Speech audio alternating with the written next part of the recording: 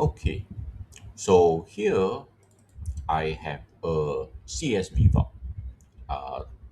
comma separated value file.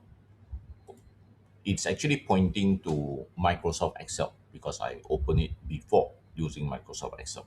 But let's assume that it has never been done. So the system or the computer don't recognize CSV file at this current moment. And I want to bring it into Excel spreadsheet. Well, of course, the first thing I need to do is I need to launch my Excel, right, and just open a blank, right, workbook. Okay, right. So just now double click too fast.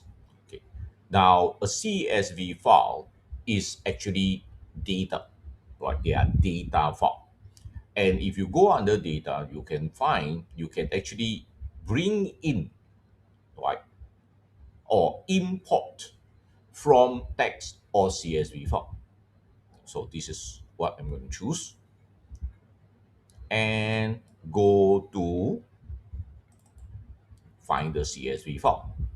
Right. So this is a CSV file I want to bring in and import it in. Okay. Uh, you don't have to worry about anything. Just load it in first. Okay. Now the new updated version, okay, of the Excel spreadsheet is quite smart, right? It will try to do all these fancy things for you, okay, but we don't want it. Okay, we just want the data. We want to do our own formatting in the exam. So very simple. Table design, you remove everything.